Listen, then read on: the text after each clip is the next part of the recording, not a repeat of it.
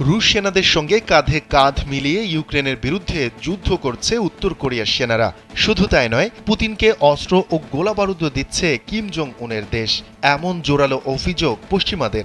এ নিয়ে তাদের পক্ষ থেকে বারবার উদ্বেগ প্রকাশ করা হলেও তাতে পাত্তাই দিচ্ছে না পিয়ংইয়ং ও ক্রেমলিন।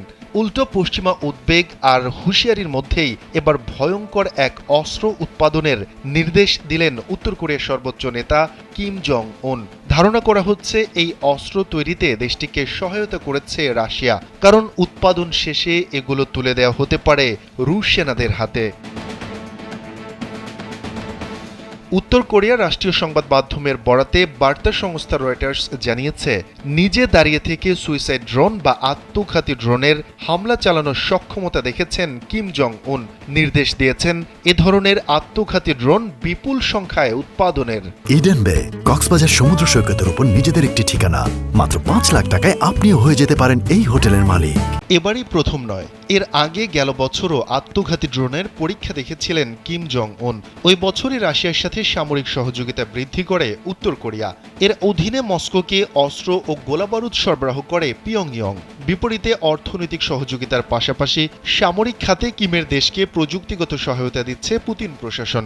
অভিযোগ রয়েছে, সেই সহযোগিতার উপর ভর করেই আত্মঘাতী ড্রোন তৈরিতে উঠে পড়ে লেগেছে উত্তর কোরিয়া। তবে এ ধরনের অভিযোগের বিষয়ে দুই দেশেরই কোনো বক্তব্য পাওয়া যায়নি।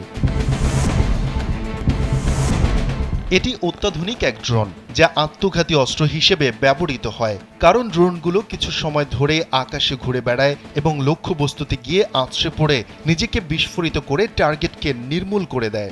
ইউক্রেন যুদ্ধ বা মধ্যপ্রাচ্যের বিভিন্ন সংঘর্ষে যেখানে বড় বড় অস্ত্র ব্যবহারের পরিবর্তে এসব ড্রোনগুলো সাশ্রয়ী, নির্ভুল এবং দক্ষ উপায় হিসেবে কাজ করে আসছে। এই ড্রোনগুলো সাধারণত একটি নির্দিষ্ট লক্ষ্যবস্তুতে হামলা করতে ব্যবহার করা হয়, যেমন সেনা সরঞ্জাম, যুদ্ধাস্ত্র বা অন্যান্য গুরুত্বপূর্ণ স্থাপনা।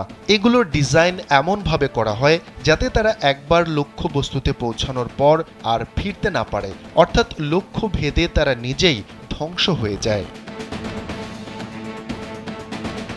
শফিকুল ইসলাম শান্ত, কালবেলা ডেস্ক।